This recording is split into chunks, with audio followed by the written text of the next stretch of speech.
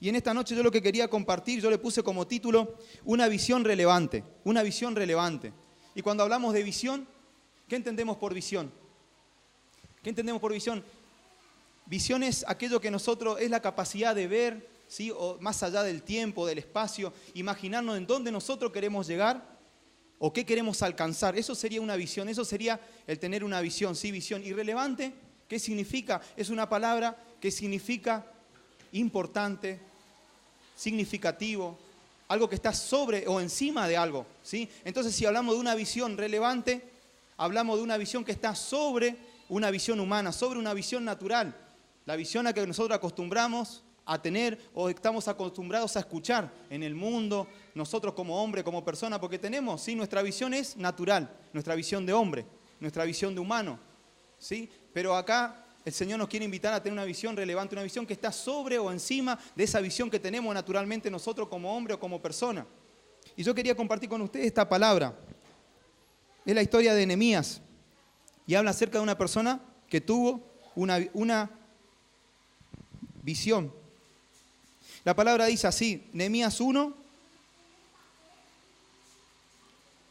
capítulo 1 de Nehemías, del versículo al 2, del 2 al 5, del versículo 2 al 5.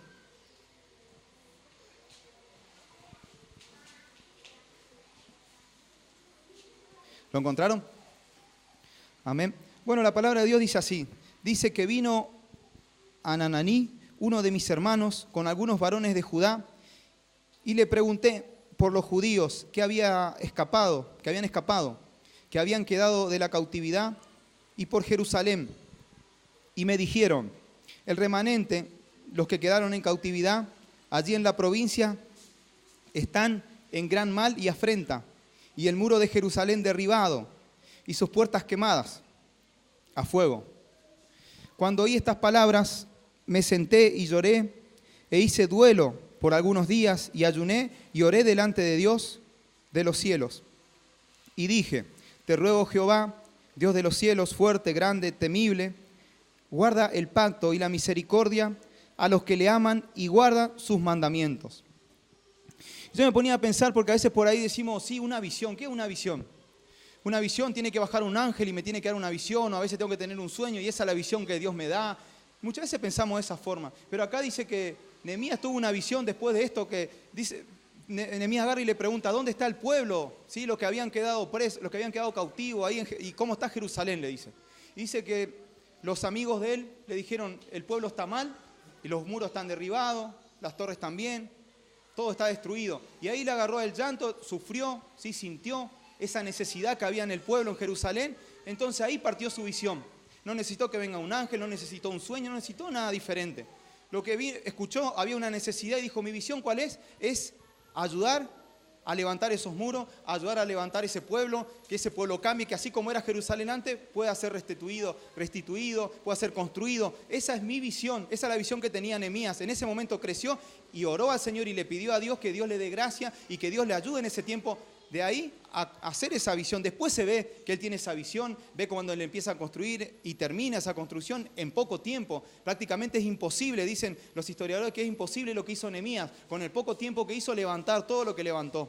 Pero fue porque Dios le puso esa visión, Dios le ayudó en esa visión y cambió todo. O sea, fue algo diferente lo que él hizo, pero no necesitó que haya algo especial o algo sobrenatural. Él mismo vio la necesidad, sintió la necesidad, él mismo vio eso porque Dios le mostró, Dios tocó su corazón y de acuerdo a eso empezó con esa visión. Primero tocó el corazón del rey, el rey lo dejó ir, se fue él con hombres y empezaron con esa visión hasta que llegaron a concluir esa visión. Nosotros a veces alineamos nuestra visión, la visión de Dios a la nuestra, porque a veces no preguntamos y no consultamos a Dios. Sí, acá dice que Nehemías oraba y buscaba del Señor y clamó al Señor, pero muchas veces pasa eso, de que nosotros decimos, esta es mi visión, y esto es lo que voy a hacer, y a esto voy a llegar, esto voy a alcanzar. Pero no me puse antes a orar y pedirle al Señor que el Señor me guíe, o si realmente está alineado, si realmente la visión que yo tengo es la visión que Dios tiene para mí, para mi futuro, para mi familia, para mi ministerio, para lo que yo quiero.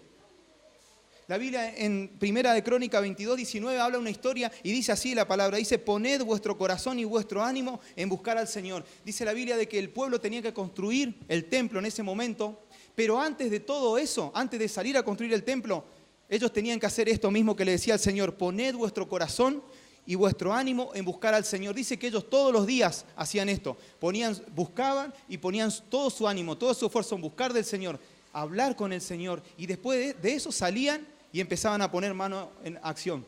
Empezaban a trabajar, porque Dios le guiaba, porque Dios le hablaba en ese tiempo que ellos compartían. En ese tiempo que ellos hablaban con Dios, Dios le hablaba, le daba paciencia, le ministraba, y cuando salían podían trabajar tranquilamente y podían tener toda la fuerza, hacerlo de la mejor manera. ¿Por qué? Porque habían buscado del Señor su guía, ¿sí? Su instrucción, porque hacían eso antes. Y muchas veces a nosotros nos cuesta. A veces nosotros agarramos y decimos, no, mi visión es esta, y agarramos y quedamos con eso. Y no le pedimos al Señor, Señor, realmente lo que yo estoy pensando, lo que yo quiero hacer, lo que yo sueño hacer con mi ministerio, con mi vida, con mi futuro, con mi familia, la iglesia mismo, lo que queremos hacer como iglesia, ¿está en tu voluntad, Señor? Dice que el pueblo se ponía horas antes de salir. La gente, Jesús, todas las personas que conocemos en la palabra de Dios habla de que buscaban del Señor continuamente. Dice que se ponían a clamar, buscaban esa presencia, buscaban el tener tiempo, intimidad con el Señor. Y el Señor obvio que les guiaba, les ayudaba. Pero es necesario que nosotros, aún en este tiempo, podamos buscarle al Señor. No solamente está bien que vengamos a la iglesia, está bien que compartamos, está bien que nos reunamos, pero es necesario también en nuestro hogar, en nuestra casa, tener un tiempo de intimidad, un momento de intimidad, decirme, sí, yo sé que cuesta y es difícil, porque yo soy un hombre, soy una persona que me cuesta a mí, como le cuesta a usted, a todos nos cuesta buscar del Señor. Pero el Señor nos llama en este tiempo a clamar, a orar, a buscar, a tener esa intimidad con el Señor. Y todo es diferente, el transcurso del día es diferente. Tu día va a ser diferente cuando nosotros hacemos eso de buscar al Señor en primer lugar, porque le estás poniendo en primer lugar. Y yo cuando me ponía a pensar y decía, poned vuestro corazón y vuestro ánimo en buscar al Señor. Y yo me ponía a pensar, si yo no tengo visión, la persona que no tiene visión, ¿qué pasa con la persona que no tiene visión? Una persona que no tiene una meta, una visión, una persona que no tiene una visión de en dónde llegar, qué alcanzar, ¿qué pasa con esa persona? Es errante, todo el momento, o sea, va cometiendo errores, se va equivocando, va a hacer una cosa, después hace otra, ¿sí? Hace muchas cosas a la vez. Entonces, ¿por qué? Porque no tiene una visión determinada. No tiene una visión determinada, una visión la visión que el Señor le da. Entonces, empieza a hacer una cosa, otra vez una persona influctuante, una persona inconstante en los caminos. Un día hace una cosa, un día hace otra. Lo primero que podía ver en una cualidad que tiene la visión de Dios, o la visión relevante, ¿saben cuál es? Es que la visión que Dios tiene para tu vida no es egoísta. La visión que Dios tiene para tu vida no es egoísta, nunca es egoísta. Tenemos que entender que la visión que tiene Dios para nosotros es pensar en otros, no en nosotros. Siempre pensar en otros. Siempre Dios nos habla de bendecir a otros. Pero lastimosamente en este tiempo y siempre somos egoístas, ¿sí? La Biblia nos habla, buscar primeramente el reino de Dios y su justicia. ¿Por qué dice eso? No solamente porque tenemos que buscar lo espiritual, porque tenemos que buscar al Señor. ¿Por qué dice eso? Dios ya te está aconsejando porque Él sabía que iba a pasar esto, que pasa hoy. De que nosotros, ¿qué vamos? Nosotros lo primero que hacemos es buscar las añadiduras. Estamos preocupados por las añadiduras. Es lo principal para nosotros, las añadiduras. Somos egoístas porque pensamos en lo nuestro. Yo pienso en mi trabajo, pienso muchas veces en mi familia, más que en Dios, en la plata, dice Raúl, ¿sí? Pensamos en la plata, le ponemos toda la fuerza, todas las ganas, le ponemos a eso, a preocupaciones, a situaciones, a diferentes cosas, ¿sí? ¿Por qué? Porque nos preocupamos y ponemos en primer lugar las añadiduras. Por eso Dios te dice, poned primeramente el reino de Dios y su justicia. Cuando dice reino de Dios y justicia está hablando de otras personas siempre, te habla de pensar en que en el reino de Dios se extiende solamente ¿cómo? Predicando, orando, buscando del Señor, clamando. Nosotros buscando de ese reino de Dios, buscando la justicia, estamos buscando bendecir a otros.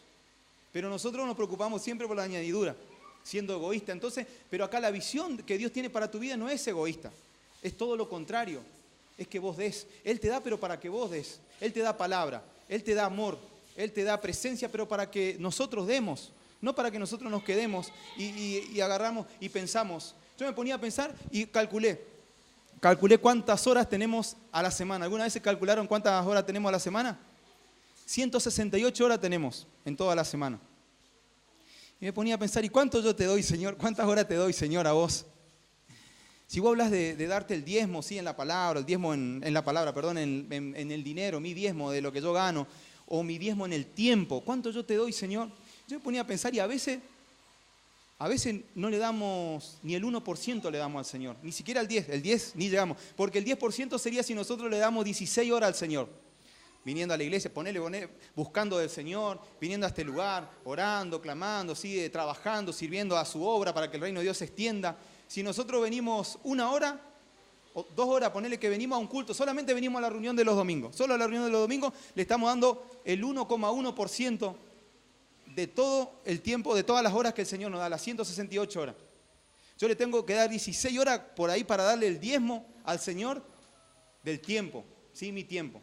O sea que prácticamente no le damos nada. Cuando Él nos da 168 horas para vivir, para disfrutar, para servirlo, ojo, o sea, para agarrar y hacer algo para Él también, pero simplemente a veces no le damos ni el 1%, o a veces le damos por ahí un poquito más. Pero nos habla de un egoísmo, porque si le damos solamente el 1%, me habla de que soy egoísta. Me habla de que yo le doy solamente el tiempo que por ahí me sobra, o el tiempo que por ahí tengo de más. No le doy el tiempo que corresponde o el tiempo que Él me está pidiendo. ¿Sí? Entonces me habla de que tengo una visión egoísta. Entonces, la visión que Dios tiene para tu vida no es egoísta. Amén. Lo segundo es que la visión que Dios tiene para tu vida es sin límite. La visión que Dios tiene para tu vida es sin límite. ¿Sí? Por eso tiene que ser, ¿sí? relevante, tiene que ser por arriba de lo que nosotros pensamos. Nosotros le limitamos siempre a Dios, siempre le estamos limitando con nuestros pensamientos, siempre le limitamos con nuestros sentimientos, le limitamos aún con lo que nos enseñaron, aún cuando éramos chicos, o los primeros tiempos a veces de cristianos. Conocimos al Señor, nos enseñaron algo y nos quedamos con eso. Y muchas veces eso limita al Señor a que el Señor haga la obra en nosotros. ¿Cuántas veces nosotros, en lugar de tener esa fe sobrenatural que el Señor nos llama a tener, porque la Biblia es clara cuando me dice de que hacían milagros, y yo veo milagros que el Señor hace, ¿sí? Solo el hecho de que se convierte en una persona ya es un milagro de parte de Dios. Hay sanidades que Dios hace y es un milagro de parte de Dios. Y muchas veces nosotros limitamos la visión del Señor en nuestra vida, en nuestros ministerios. Limitamos la visión cuando decimos, no, pero no vamos a poder a llegar a hacer esto. Es difícil que lleguemos a lo otro. No, yo pienso que no porque yo pienso así. Yo pienso de esta forma. Y limitamos a veces lo que Dios quiere hacer. Muchas veces por nuestros pensamientos. ¿Sí? Limitamos. Y Dios tiene para nosotros una visión sin límite. La Biblia me cuenta una historia en donde Jesús estaba enseñando y había una multitud impresionante, una cantidad de personas, más de 5.000 personas había. Y dice la Biblia de que dijo en un momento, bueno, hay que darle de comer, le dice Jesús a los discípulos. Y los discípulos, ¿qué le dicen? Con una mente limitada, ¿qué le dicen? Con un espíritu limitado, con una visión limitada, ¿qué le dicen? ¿Qué vamos a hacer con estos peces y estos panes? Eran 3, 5, no me acuerdo, pero eso dicen los discípulos, sí, con una visión limitada, con una mente limitada. Le dicen, ¿qué vamos a hacer con estos pocos? Y yo me imagino a Jesús, no dice que dijo nada. Yo me imagino a Jesús diciendo, Señor, los elegí, los llamé, pero dormían con Él, trabajaban con Él, enseñaban con Él, subían a una barca, el tiempo estaba en desastre, le decían, pare, tranquilícese el tiempo, la tormenta, callen los vientos, se tranquilizaba todo, eso veían los discípulos. Veían un montón de cosas, vieron al lado de Jesús, como muchas veces nosotros vemos, o a veces por ahí no queremos ver, porque yo calculo de que ellos no querían ver, porque en ese momento agarra y le dice, hombres limitados, le dice, y Jesús se cayó, dice que agarró, lo dedicó al Señor, oró al Señor por esos alimentos, ¿y qué pasó? Se multiplicaron, y se multiplicaron sin límite. Jesús me imagino que en ese momento habrá dicho, discípulos con visión limitada, mi visión es ilimitada, mi visión dice de que todos van a comer y va a sobrar, y sobró. Dice la Biblia de que comieron todos, se saciaron y sobró. ¿Sí? El Señor nos llama a tener, ¿sí?, una visión ilimitada. El Señor quiere para tu vida una visión limitada, no limite lo que pueda hacer el Señor con tu vida, lo que pueda hacer el Señor con vos. Muchas veces agarramos y esperamos a estar santos completamente. Está bien, pero a veces, si nosotros hoy levantamos las manos, ¿quién es santo? Ninguno vamos a levantar quién es santo. Por acá, si yo digo que soy santo, estoy siendo un mentiroso delante de Dios, porque yo soy un pecador y todos somos pecadores y le faltamos al Señor y hacemos cosas que están mal. ¿Sí? ¿O no? ¿O me equivoco? Todos somos faltantes. Entonces no podemos esperar y limitar lo que Dios quiere hacer con nosotros, esa visión que Dios tiene con tu vida, la visión que Dios tiene con vos, el propósito que Dios tiene, limitarle con lo que vos decís, que si no, yo cuando esté bien voy a hacer esto, cuando esté bien voy a hacer lo otro. Yo conozco a gente que dice, no, yo cuando vos estés bien voy a empezar a ir a la iglesia, porque no quiero estar yendo y viniendo, yendo y viniendo. El Señor te llama. El Señor llamó a Pedro. ¿Cuántas veces? Dice que Pedro mismo estando con él le negó. ¿Cuántos de los discípulos cometieron error y fueron llamados, pero fueron aprendiendo? Sí, nosotros somos personas que somos llamadas, no somos santos. Pero la idea es que sigamos perseverando y Dios nos va a ir enseñando, ayudando, y nosotros tenemos que tomar decisión y dando un paso a la vez, ¿sí? Para que el Señor se vaya manifestando y nos vaya cambiando y poder hacer así la voluntad del Señor. Pero el Señor quiere para tu vida una visión ilimitada. Vos si ves en la palabra del Señor, ve a muchas personas que tenían visión ilimitada y llegaban a hacer cosas impresionantes. Pedro, dice la Biblia, de que él caminó. En un momento tuvo esa visión de decir, sí, yo llego allá y creo, y tuvo fe y confianza, y dice que estuvo un tiempo caminando sobre el agua hasta que en un momento se limitó. Me imagino que habrá visto, le habrá agarrado miedo, todo susto, y dijo, no, acá me caigo, no, acá me hundo. Y pasó eso, y muchas veces con nosotros pasa lo mismo. Limitamos la visión que Dios tiene para nosotros y decimos, no, yo no voy a poder. Yo voy hoy a la reunión, yo empiezo a congregarme y después ya voy a dejar.